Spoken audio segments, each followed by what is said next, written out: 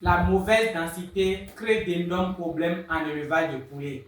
Les amis, si vous ne respectez pas la densité qu'il vous faut dans votre cheptel, vous aurez des problèmes sur votre ferme.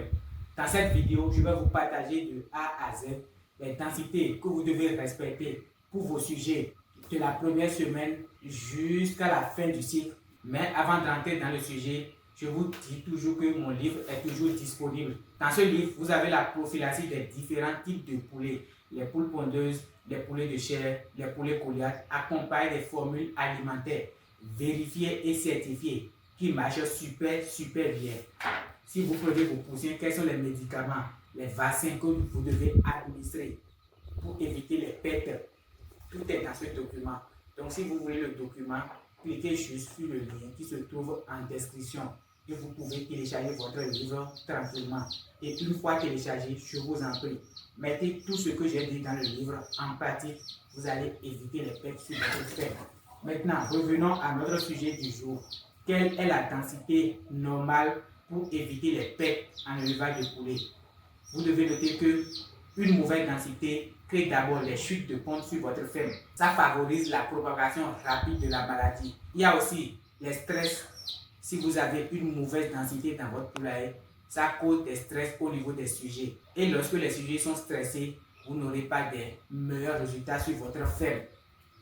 Vous aurez aussi des petites maladies. Et qui dit maladie fait appel aux médicaments.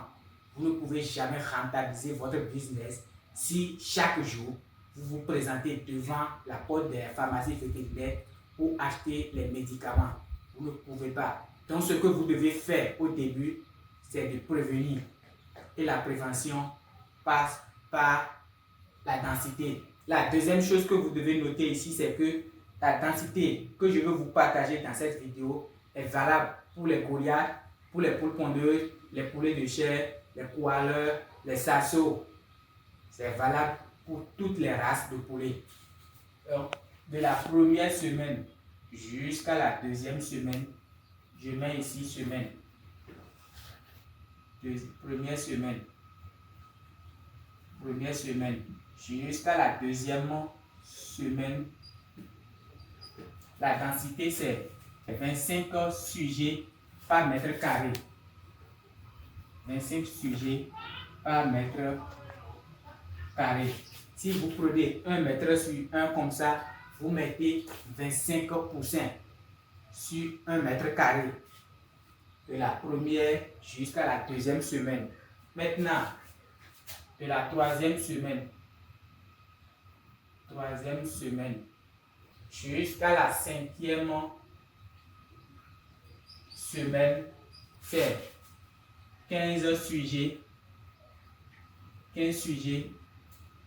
par mètre carré. Si vous prenez 1 mètre sur 1, vous mettez 15 sujets par mètre carré. Je vais vous apprendre comment calculer le mètre carré après le remplissage du tableau. Maintenant, de la sixième semaine jusqu'à la dixième semaine, la densité c'est 10 sujets par mètre carré. 10 sujets par mètre carré. Donc, qu'est-ce que vous constatez? Au fur et à mesure que les sujets grandissent, la densité diminue. On voit des éleveurs qui mélangent tout, ils mélangent les sujets de différents âges, ils mélangent tout, ils ne respectent même pas la densité. Du désordre. Non. Soyez professionnel dans votre activité. Si moi je rentre dans un poulailler, si la personne elle est débutante, moi je sais déjà comment j'identifie déjà à partir de la disposition des abreuvoirs et des mangeoires, je sais déjà. On a dit, le nombre d'abreuvoirs est égal au nombre de mangeoires. Si vous rentrez dans un poulailler, vous constatez que le gars a placé 10 abreuvoirs, mais a placé 5 mangeoires, sachez directement que c'est un débutant. Lui là, il ne sait même pas ce qu'il est en train de faire pour le moment. Maintenant, de la 11e semaine jusqu'à la 14e semaine. 14e semaine. Jusqu'à la 14e semaine. c'est combien? C'est 8 sujets par mètre carré. 8 sujets par mètre carré. Sur 1 mètre carré, vous mettez 8 sujets. Si votre espace, ça fait 2 mètres carrés, ça veut dire que vous pouvez mettre 16 sujets. Maintenant, à partir de la 15e semaine, 15e semaine, jusqu'à l'âge de reformer, c'est 5 sujets, 5 sujets par mètre carré. Je récapitule. De la première jusqu'à la 2e semaine, c'est 25 sujets par mètre carré. 3e semaine jusqu'à la 5e semaine, 15 sujets par mètre carré. 6e semaine à 10 semaines, 10 sujets par mètre carré. 11e à 14e semaine, 8 sujets par mètre carré. 15e jusqu'à l'âge réformé. Et là, je vais vous expliquer. Ici, ne pensez pas que vous allez garder vos Goliaths jusqu'à dépasser 15 semaines. Non. Si vous dépassez 15 semaines, ça veut dire que ces sujets sont destinés pour la production des œufs. Vous voulez utiliser ces sujets pour obtenir des œufs que vous allez incuber et avoir des poussins. Je vois des éleveurs qui gardent les Goliaths pendant 6 mois avant de vendre. Je me demande si lui là, si c'est le Goliath que moi je fais, que lui aussi il est en train de faire. Je me demande, parce qu'un Goliath de 6 mois consomme déjà 15 kg d'aliments. Or, l'aliment, ici chez nous, c'est à 400. Les médicaments, les frais de chauffage, toi aussi, l'énergie que tu as mis dedans, l'électricité. Et tu veux vendre ce sujet à combien après 6 mois pour rentabiliser? Non. Non. Pour vendre la chair, on s'arrête à 10 semaines ou bien à 3 mois. Si vous avez un marché qui demande des sujets de 2 kg. Mais si vous traversez les 3 mois là, ou bien les 10 semaines, c'est dans l'optique d'obtenir des reproducteurs qui vont vous donner des œufs. Et là, les reformés, c'est les sujets qui ont déjà fini de donner des œufs. C'est ça qu'on appelle les sujets reformés. Donc, de la 15e semaine jusqu'à l'âge de reformer, jusqu'à la fin du cycle, c'est 5 sujets par mètre carré. Et maintenant, je vais vous montrer comment calculer le mètre carré, parce que ce que j'ai mis ici, ça va déranger beaucoup de personnes. Mètre carré, c'est juste longueur fois largeur. Longueur, largeur.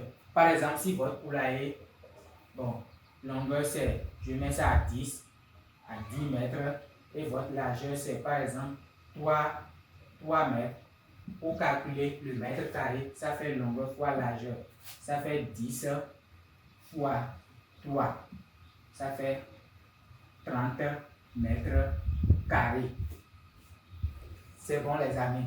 Donc, si votre poulailler a pour longueur 10 mètres et largeur 3 mètres, ça veut dire que vous avez un poulailler de 30 mètres carrés. Et c'est en fonction du mètre carré là que vous respectez juste la densité. Maintenant, ça c'est la densité au sol.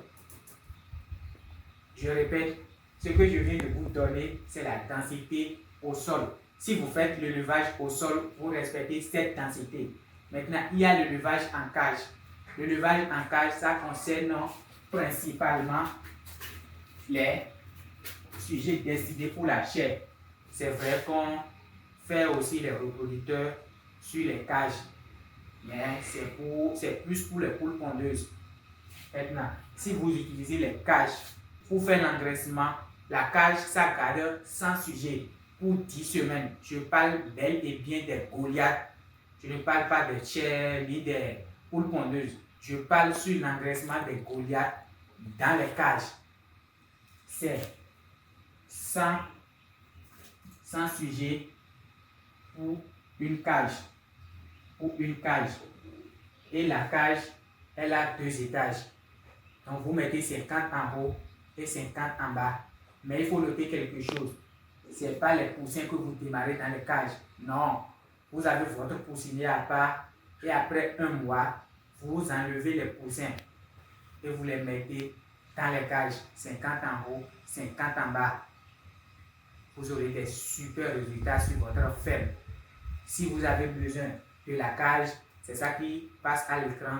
Vous pouvez commander en contactant juste le numéro qui s'affiche devant vous. La cage, elle est à 250 000. Je répète, la cage, elle est à 250 000. La cage, elle est à 250 000. Donc, si vous avez de l'argent pour commander votre cage, contactez juste le numéro qui s'affiche à l'écran. On va vous livrer les cages. C'est prêt au bout d'une semaine. Mais vous payez d'abord la moitié avant qu'on lance la fabrication de votre cage. Et après une semaine, vous payez le reste et vous récupérez facilement votre cage. Et ce qui est bon au niveau des cages, c'est que tout est automatique. L'aliment, les sujets consomment 24 heures sur 24 heures. Les sujets ne sont pas en contact avec le fiente. Et ça vous évite les maladies. Le ramassage de la litière, c'est très rapide. Vous venez seulement servir l'eau, servir l'aliment et puis vous partez. Vous pouvez vaquer à autre préoccupation. Vous n'êtes pas toujours obligé de venir laver, abreuvoir, faire ci, faire ça. Non.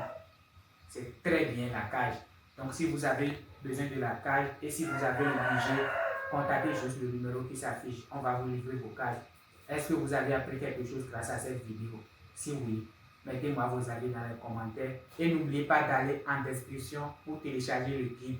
Ça va beaucoup vous aider à maîtriser les médicaments, les vaccins que vous devez administrer à vos poussins pour éviter les pertes. Donc, allez télécharger. Merci beaucoup et puis à tout à l'heure.